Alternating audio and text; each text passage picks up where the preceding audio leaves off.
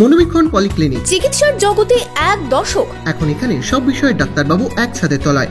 Phone করুন 7477999515 এই নম্বরে। বহরমপুরে ডাক্তার অনির্বাণ দত্তের মৃত্যু কেন, এ নিয়ে থানায় অভিযোগ দায়ের প্রাক্তন স্ত্রীর। গত 25শে জুন আকস্মিক মৃত্যু হয় তরুণ এই চিকিৎসকের। মৃত্যু নিয়ে বাড়ছে নানান জল্পনা। হিরো বাইকে ঈদুল আজহা লাকি ড্র। এবার হিরোর বাইক কিনলেই নিশ্চিত দুর্দান্ত সব উপহার, 10,000 টাকা পর্যন্ত ক্যাশ ডিসকাউন্ট, আকর্ষণীয় finance scheme. Hero Golden Motors private limited, Golden অটোমার্টে, বহরমপুর 55 তলা ও রঘুনাথগঞ্জে। ডাক্তার অনির্বাণ দত্তের প্রাক্তন স্ত্রী বহরমপুর থানায় লিখিতভাবে অভিযোগ দায়ের করলেন তাদের একমাত্র শিশুপুত্রকে অনির্বাণ দত্তের মৃত্যুর পর শেষ দেখা ও পারলৌকিক কাজকর্মের অধিকার থেকে বঞ্চিত করা হয়েছে। গত 25শে জুন ইন্দ্রপ্রস্থে তার শ্বশুরবাড়ি থেকে 37 বছরের তরুণ চিকিৎসক অনির্বাণ দত্তের মৃতদেহ উদ্ধারের পর শুরু হয়েছে নানান জল্পনা। সামাজিক মাধ্যমে অনেকেই এই মৃত্যু নিয়ে নানান প্রশ্ন তুলেছেন। অনির্বাণ দত্তের ঘনিষ্ঠ জনেরাও এই মৃত্যুর রহস্য উদ্ঘাটনের দাবি জানিয়েছেন। সম্বিত ফেরার কারণে সাময়িক আবেগটা থেকে নেমে এসে আমি বডিটা ভালো করে লক্ষ্য করলাম।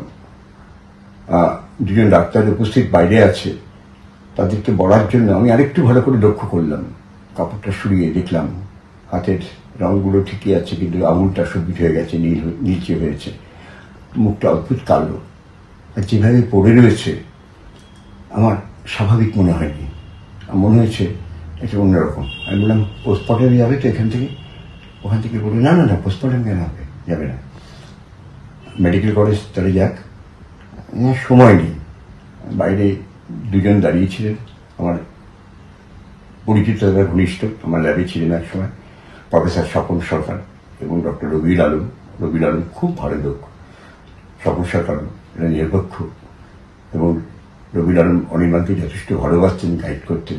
রবিউল আলম বলল, সে কথা ওদের কোট আন করে বলছি, দুজনেই বললেন সামথিং ফিশি, এটার পিএম হওয়া দরকার, দেখা যাক মেডিকেল কলেজে তো যাবে। ডাক্তার অনির্বাণ দত্তের মৃত্যুর ঘটনায় তাড়াহুড়ো করে মৃতদেহের শেষকৃত্যে তার শ্বশুরবাড়ির লোকের দিকে অভিযোগের আঙুল উঠছে, যদিও তারা সেই দাবি মানতে নারাজ। সবাই আমার এখানে আশেপাশে সবাই ছিল, তারা সবাই তো তাই বলেছে। এটা নিয়ে তো কোনো ঘটনা হতে পারে যেটা আমি ভাবতেও পারিনি, কারণ তার কোনো ছিল না, কল ছিল না। তার স্টেপ মাদার বিয়েতে এসেছিল, সেই স্টেপ মাদারকে আমি জানাই এবং আমি বলি যে আপনি যার যার আপনার কাছে আছে আপনি তাদেরকে জানিয়ে দিন, এরকম ঘটনা ঘটেছে জানিয়ে দিন, এবং আপনি অবশ্যই আসুন। তো তিনি আসেন ওখান থেকে। তার দিদিকে ফোন করেছিলাম, দিদির ফোন নাম্বার বেজে গিয়েছিল, পাইনি।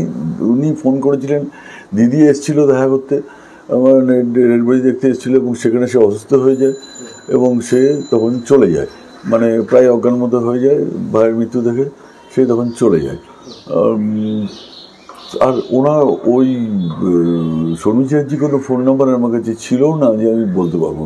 আর মেয়ে এমন ট্রমার মধ্যে আছে যে আমি তাকে কি করে আমি বলবো যে বাবা আর কাকে কাকে জানাতে হবে, এটা তো বলতে পারি না। ডাক্তার অনির্বাণ দত্তের মৃত্যুর পর কোনো ময়না তদন্ত না করায় সুনির্দিষ্টভাবে মৃত্যুর কারণ নিয়ে ধোঁয়াশা কিন্তু থেকেই যায়। বহরমপুর থানার পুলিশ অভিযোগ পাওয়ার পর তদন্ত কোন দিকে যায় তার দিকেই আমাদের নজর থাকবে। Bureau report, imagine community media.